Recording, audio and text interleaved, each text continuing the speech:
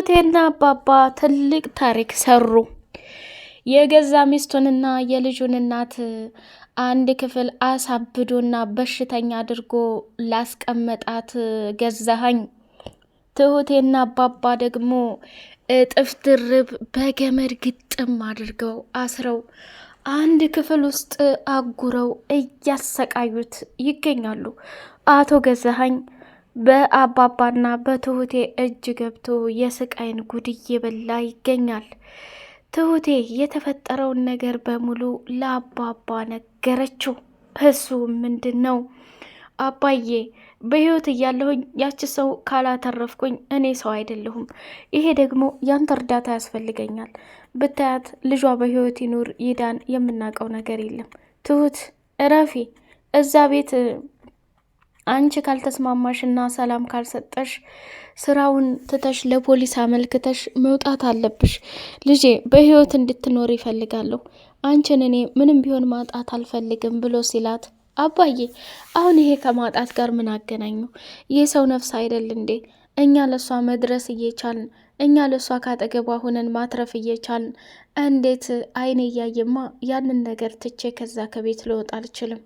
አባዬ ብታያት እኮ እንዴት እንደምታሳዝን የሚሰጧት ምግብ ለራሱ የተረፈ 3 ቀን 4 ቀን ያደረ በቃ ውሻ እንኳን ቢያቀርቡለት የማይበላውን ምግብ ነው የሚሰጧት። እሷን ደግሞ እንዳናገርኳት ከሆነ መጀመሪያ ቀን ስታየኝ ልትገለኝ ነው እንዴ ብላ አንገቴን ሲጥ አድርጋኝ ነበር። በሁለተኛው ቀን ደግሞ ምግብና ወተት ስሰጣት ልትገለኝ ነው መረሽው ምናምን እያለች የሰራሁትን ምግብ ቀማምሼ ከሰጠኋት በኋላ ማንሽ ብላ ስትለኝ ራሴን መቆጣጠር አቅቶኝ ሳለቅስ፣ አታልቅሺ ይህ እኮ የተፈጠረ ነገር ነው ብላ ምግቡንም መብላት ሲያቅታት ራሴንም መቆጣጠር ሲያቅተኝ ከዛ ከክፍል ወጣሁ። አባዬ ይህን ነገር እንድታግዘኝ እፈልጋለሁ። ለዚህ ለሴትዮ ልንደርስላት ከዛ ከክፍል ወጥታ ራሷንና ጤናዋን ጠብቃ በደስታ የተፈጠረውን ነገር በሙሉ ጤነኛ ከሆነች ራሷን ቆማ ማስታወስ ከቻለች አባዬ በጣም እጅግ በጣም ጀግና ሰው ናት። ስለዚህ ይሄን ሰው በራሷ ጊዜና በራሷ መንገድ ለህግ አቅርባ እንድትፋለመው ፈልጋለሁኝ ብላ አለችው። አባባም ደግሞ የኔ ልጅ ምን አይነት ወጥመድ ነው የገባሽው? ሰው አተርፋለሁ ስትይ ራስሽ ችግር ውስጥ ገብተሽ እንድትሰቃይና እንድታለቅሽ በፍጹም አልፈልግም ብሎ አላት። ከዛ አባዬ ረፍ ከቻልከ ብታግዘኝ ይሻላል፣ ካልቻልክ ደግሞ አታግዘይቶ። እኔ ግን አይኔ ያየ በፍጹም ሰላም ማግኘት አልቻልኩም ብላ ነገረችው። ሰላም ውድ የተከበራችሁ የተወደዳችሁ ሌላ ኤንድ መሐመድ ዩቲዩብ ቤተሰቦች እጅግ በጣም ተወዳጁና በጉጉት ስንጠብቀው ልብ አንጠልጣይ የሆነው የትሁቴ ድራማ እንደቀጠለ ይገኛል። ለዚህ ቻናል አዲስ የሆናችሁ ላይክ፣ ሰብስክራይብ እያደረጋችሁ አበረታቱን። ነባሮቹም ደግሞ ሀሳብ አስተያየት እየሰጣችሁ አበረታቱን። ለምታበረታቱንም በድጋሚ እጅጉ እናመሰግናለን። አባባና ትሁቴ ደግሞ ያልተጠበቀ ነገር አደረጉ። ትሁት ወደ አዲስ ቤት ገብታ ነበርና የተፈጠረውን ነገር ለማየት አንድ ክፍል የተቀመጠ ሰው እንዳለ ገባት። በሆነ አጋጣሚ ሁላቸውም ከቤት ጥርግ ብለው ሲወጡ ቁልፉን ደብቃ ሰርቃ ከፍታ ስትገባ ያየችውን ነገር ማመን አቅቷት እሷም ልትገሊ ነው አይደል ልትደፊ ነው አይደል አለችና አንገቷን ሲጥ አደረገቻት። ትሁቴም ደግሞ የሴትዮቱን ባህሪ ራሷን ከተቋቋመች በኋላ አላማዋና እቅዷ ያች ሴት ካለችበት ቦታ ላይ ለማውጣት ስለሆነ እንደምንም ታግሳ ብታንቃትም ብትሰርባትም ምግብ ምናምን አምጥታ እየሰጠቻት እየቀረበቻት እያወራቻት መጣች። ሰዎቹንም ደግሞ ወይ የጋሼ የበፊቱ ሚስት ፎቶ አለ እንዴ እያለች መጠየቅ ጀመረች። ፎቶውም ብዙ ነገሩም እዛ ክፍል አብሮ እንደተቆለፈ ቤት ነገረቻት።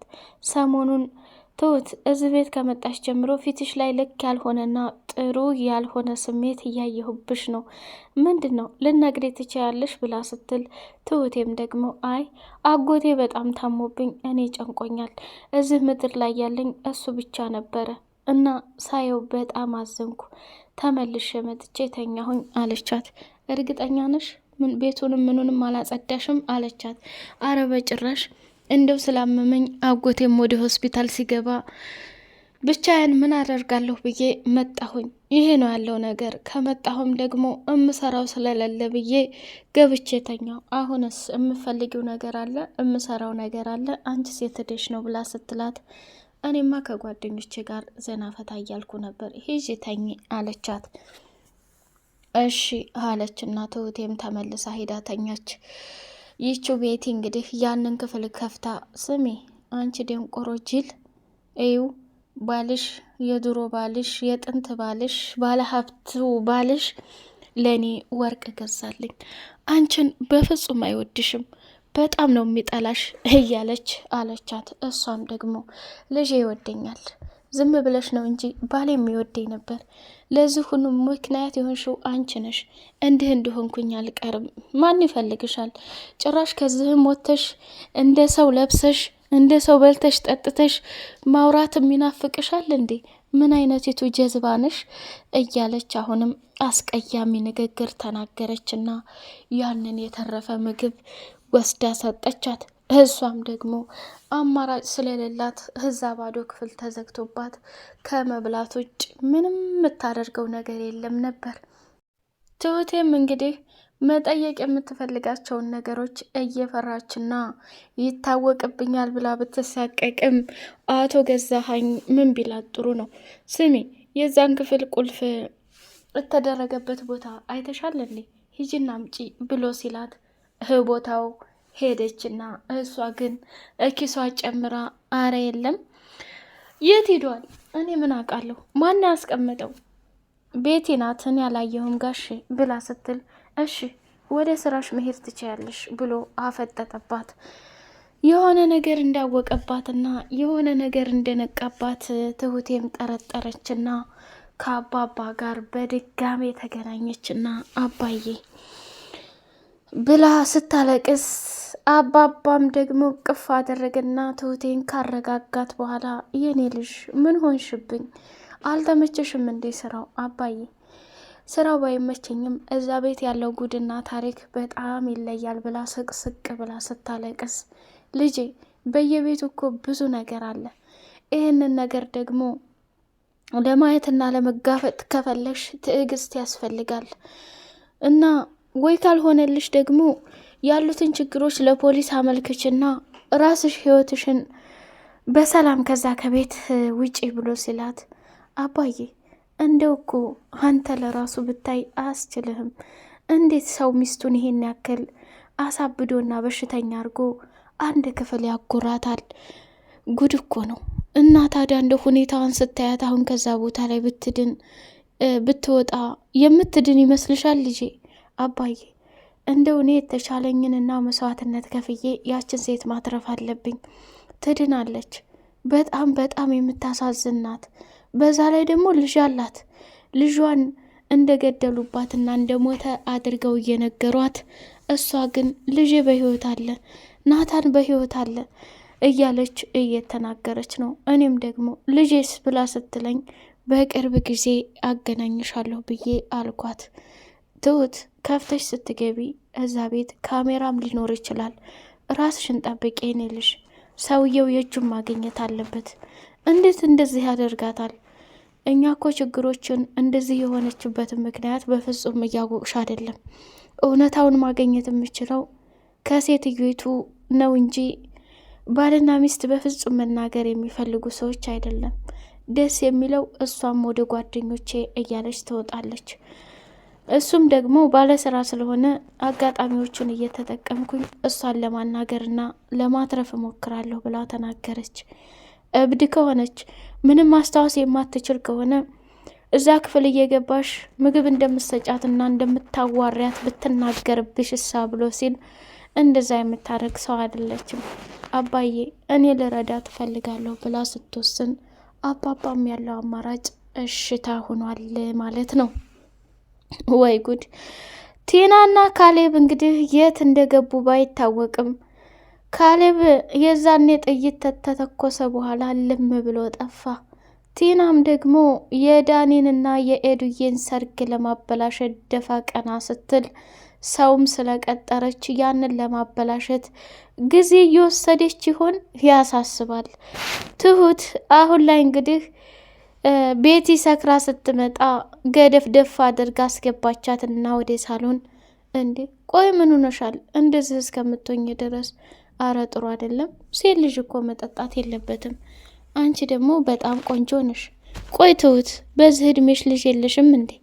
ልጅ እኮ እንዲሁ ወልደሽ የምትጥዩ ወይም እንዲሁ ወልደሽ ሰዎች የሚያሳድዱብሽ ከሆነ ትርጉሙ ምንድን ነው?